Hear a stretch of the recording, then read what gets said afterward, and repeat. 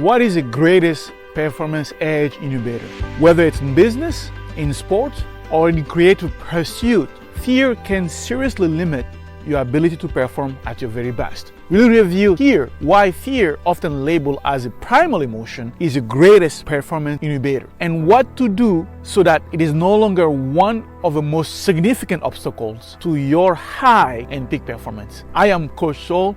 Welcome to our Performance Edge Weekly Wisdom, where spirit drives performance.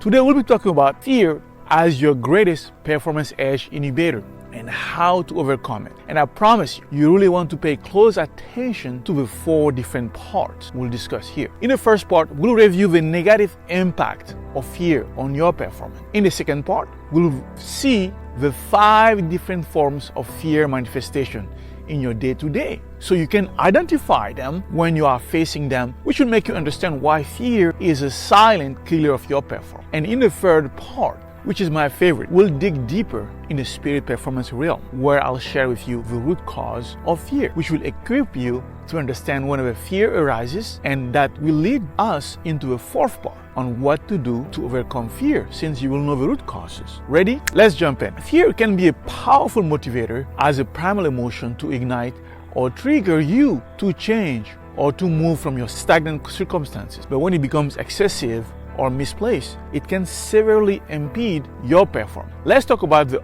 obvious one on the physical dimension. Fear as a survival mechanism is helpful when you have a lion in front of you, because when faced with fear, your brain shifts into fight, flight, or freeze mode by releasing the stress hormone like cortisol, adrenaline. So this fight or flight or freeze mode is useful in life-threatening circumstances, but unfortunately it is damaging when it comes to focus, strategize, or to create. Why? Because instead of calmly executing a plan, fear forces the body to prioritize, to escape, or to defend. On the mental dimension, fear becomes a silent killer of performance, mainly because of its paralyzing effect. There's no doubt fear limits your decision making and your creativity. Fear narrows your perspective, preventing you from exploring options, from innovating, or thinking outside the box, simply because your cognitive resources are diverted from complex reasoning and problem solving towards survival instinct. And unfortunately, that escalates you on a negative slope, because fear leads you to procrastination, which undermine your productivity and your progress, and which create missed opportunities. Let's simply put it, when your attention grapples with fear, it is easier to avoid than confront the challenges. So especially, for example, fear of failure can result in a procrastination or reluctance to act because you want that perfect circumstances, which is not obvious. Now, on emotional dimension, the major negative impact is that constant fear generates self-doubt, reduce resilience and motivation. How so? Because the constant worry and doubt associated with fear can drain your energy and your long-term motivation, even though in a short term it might create an illusion of movement. Your inner voice critics becomes louder, and instead of focusing on a task, you start questioning your skills, which reduce motivation and a willingness to test risk. All that leads to self-doubt and eroding your confidence and one's ability. And that is closely connected to resilience, because in performance, setbacks are inevitable. But when fear dominates you, it becomes harder to bounce back from failure, because fear makes challenges appear unsurmountable, making it harder to learn from mistakes and persist through adversity. Now that we've discussed the high-level negative impact in the different dimensions, in the second part here, to make it practical and useful to you, I want to point out the top major kind of fear that most people will face, so that when you reflect, you can easily identify. The first biggest fear of death and existential fear, mainly because the fear of ceasing to exist and the concept of death is frightening, because it appears to be the end of all connection and all meaning. And that fear intensifies the struggle for survival and security in an uncertain world. And it's even more relevant in today's context of transition, in the VUCA world, volatile, uncertain, complex, and ambiguous world, which leads us to the second biggest fear, the fear of unknown. That fear is closely related to the first fear, because what is outside your understanding or beyond your immediate experience becomes a potential threat. This is where when we become worried of others, other cultures, or situations we don't understand, which perpetuate anxiety and suspicion. And that fear of unknown is closely linked to the third fear, which is the fear of lack. And that fear of lack is rooted in a deeper belief in that unconscious assumption that we are disconnected from the abundance of life and we are disconnected from each other,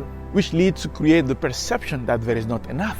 Not enough love, not enough resources, or not enough successes. Because we become fearful that we must compete and protect what little we have, rather than collaborate and share. So with that understanding, you can easily see that the fourth fear will be a fear of rejection and abandonment.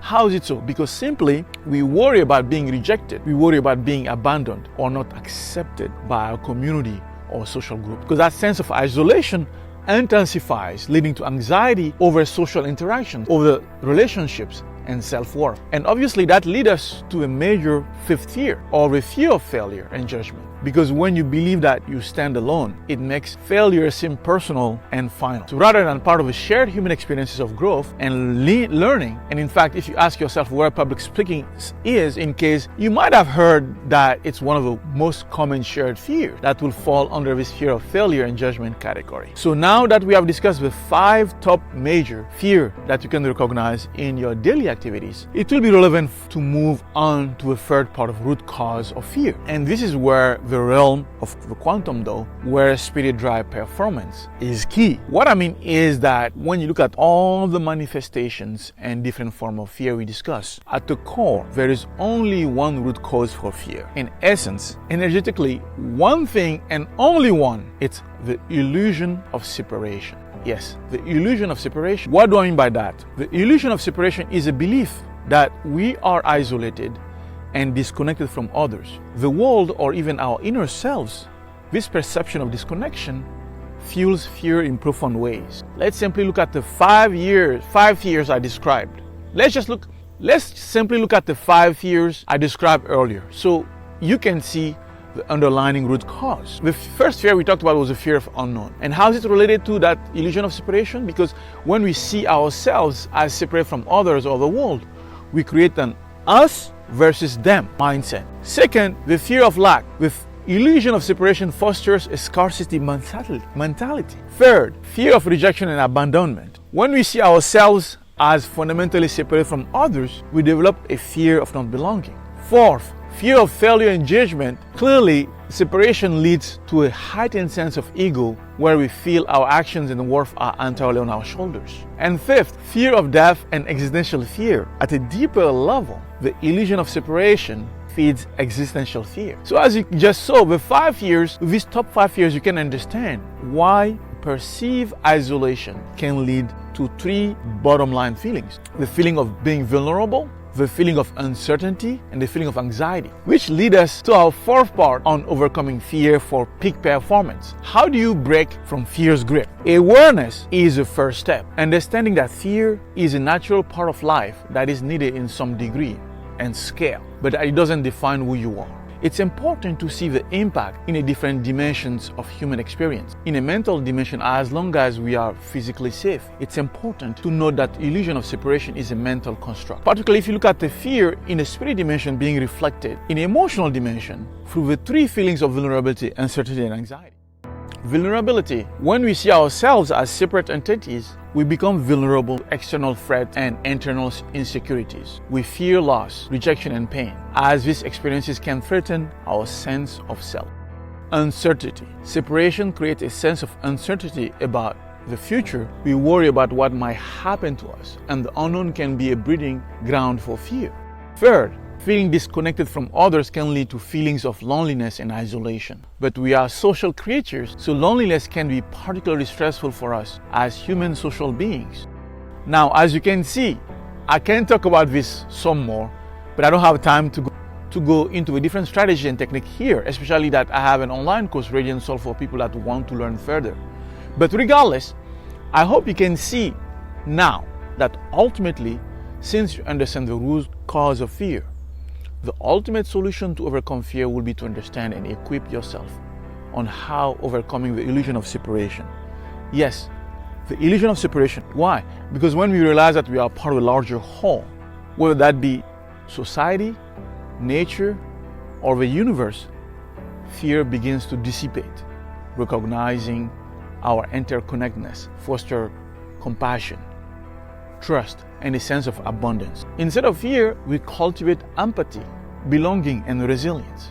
And I invite you to see that this is not woo-woo or utopic, since we demonstrate together that recognizing this interconnectedness can help to alleviate fear and promote a sense of peace and well-being, which means learn to develop embracing a sense of connection and oneness with the world and others.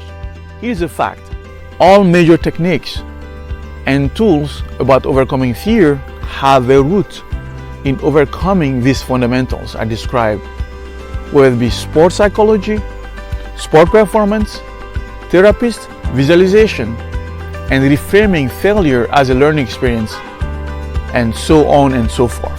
Now, I can talk about this some more, but I want to respect your time now. And if you want to continue this conversation with me, please sign up to our brand new community, Performance Edge Wisdom Community.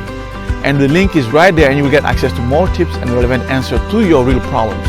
And if you have any issue you want me to talk about, you can submit them in the comments below, or you can request a specific video on www.thequantumdo.com/video. Or if you want it to be confidential and you need an NDA, please send an email to support@thequantumdo.com. So before I leave you, so what are your thoughts? Just remember, courage is not the absence of fear, but the ability to act in spite of it. By recognizing the impact of fear and implementing effective strategies, you can overcome your anxiety and achieve your goals, because you understand the power of connection and the power of oneness. If this served you today, please share, please subscribe, and do not forget, failure is a necessary prerequisite to human excellence. Till next time, live your truth. Now, Coach Soul, out!